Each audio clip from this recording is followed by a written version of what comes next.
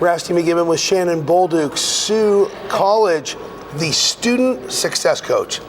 That's a new one for me. Tell me all about that. I'm wondering if I need that. I'm here for you too. Okay, very good. This is why I've been hanging around. Good, yeah. You've been doing a lot of interviews, and I want to check in on you. How are you doing? I'm making it. You know, I can see the glimmer of light at the end of the tunnel, and I am beelining it there. But you know what? I am kind of the Phil Pritchard of the ACC. So I got these polished up yesterday. We've got 2 more to give out. And so, I'm excited for, the ladies still left to play. So for you guys, Assiniboine, and then we got 4 women's teams on the D1 side that are battling it out. So yeah, it's good. So you're almost there. I'm getting there. The schedule kind of eases off in the last 2 days, so I'm good. Well, that's good. Well, yeah. We're happy to be here. We're happy you're still here. Thank you. My job with the team has been, I'm at practice because I couldn't do the hockey. The amount of time I spend with the hockey team had to include on-ice time because I still love the on-ice time. And mom of 3, is that right? Mom of 3 girls. Wow, holy moly. Yeah, 10, 8, and 19 months. So it's been busy. But our practices are pretty late at night, so put everybody to bed and then go off to play. Yeah. But my job, I work for Sault College. Okay. So I'm a professor within the Justice Studies Department. Okay. And it just so happens that our study halls happen right across the hall from my office. Oh, so good. I help out with all the school stuff and all of the off-the-ice anythings that need to be taken care of.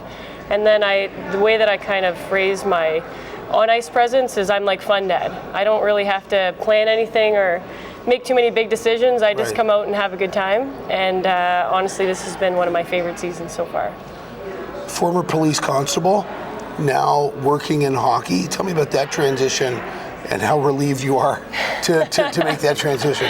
It's been a fantastic transition. So did you work with Sault Police or OPP? So I was a municipal police officer with the Sault Ste. Marie City Police. Okay. I did 9-ish years there, and then I transitioned over to the college with a full-time teaching job, which was fantastic. Good work-life balance now. Sure. My husband is still working with the city police, so we're still connected fully there. Yeah. So that's been great, but working for the college has been fantastic. It's a very positive workplace. And then to step into a coaching role with the Sault College women's hockey team is just taken everything full circle for me. It's been a blast. Tell me how you feel personally. Obviously there's, as the title with success, how do you view your role in developing these young women for post-hockey life? That's a great question. It is actually something we touch on all the time because a lot of our female athletes, they go through real life stuff, issues with time management, relationships, being away from home, struggles in school and struggles in hockey too. And a lot of times we tell them, this is a safe place to make mistakes. And we're here kind of like giving them a gentle hug, a little bit of support along the way to make mistakes, but also to learn those lessons in a safe place where they can learn the skills to not make these mistakes, in real life. And a lot of these student athletes have been put in tough positions. We put a lot on them. It's a stressful environment. They've got something every day, multiple times a day. Just preparing to leave for an entire week in the midterm area of their academic studies has been difficult. Lots of communications with professors and making sure that they're getting their assignments and tests done is a really good practice for them, heading out into the work world because, hey, if you don't show up to work on time, you're getting fired. So we're making sure that they have those skills going forward. I think that the challenges that young women face are completely different than the challenges, and I'm talking about student athletes, but than the challenges that young men face. How important do you think it is that it's a woman in your role? How important do you think it is that it's a woman in the coaching role who is more intimately aware with the challenges young women face? I know what you mean by this question because I can definitely say, and I've never coached men, but I've been around enough women, and especially in a coaching role, to know that there's a lot of emotions that are happening. And oftentimes, things that we think that are happening because of hockey or emotions that we're seeing written all over somebody's face has nothing to do with what's happening at the rink. And oftentimes, I'm meeting players for Academic reasons are just, we call them academic check-ins, and it's a box of Kleenex later, an hour later, and it had nothing to do with school. And I think it's important to have somebody as a liaison between the players and the coaching staff who's, not making coaching decisions, for our female players to feel safe to, let out some of those things that have been bothering them, that have been impacting them off the ice, and, translating to an impact on the ice as well. So I think, to answer your question, it's a lot of monitoring of emotions and a lot of just being in touch with what the players need, as humans, as, players outside of the rink as well. I work in healthcare. You previously working in law enforcement. I think we both are very aware of the increasing rise of mental health issues, both in the United States and Canada.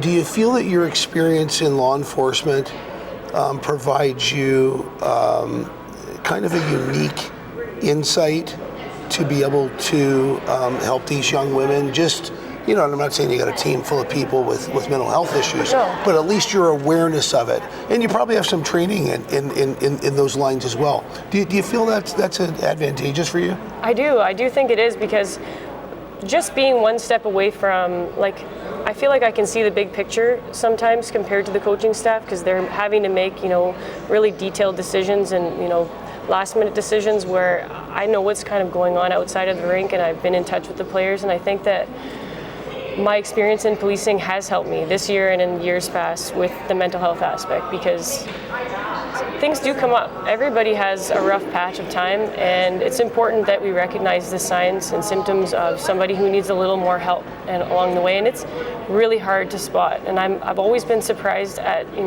if there is a player who is struggling, I've been surprised at how hard it is to actually know when somebody needs that next layer of support. So certainly being in this role has allowed me to really keep a close eye on our players, and it has been really helpful to have that extra training, because it's a really difficult thing, and sometimes it depends on who you are. Sometimes players easily reach out for help, and then others you have to really watch and spot the changes. And I think that it's important that we continue to have more training in this department. There's definitely more that can be done, but it's been really great to be able to help in that way this year, for sure.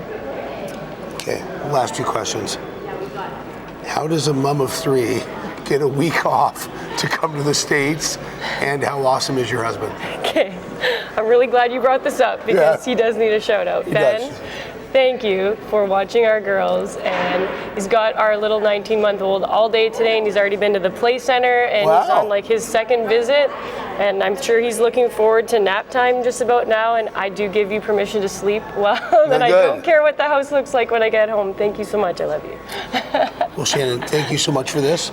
I want to wish you best of luck as you take on a familiar foe in Assiniboine. Thank you so much. Shannon Bolduc, student success coach from Sault College, Women's Division II, as they take on Assiniboine here in the 2024 National Championship.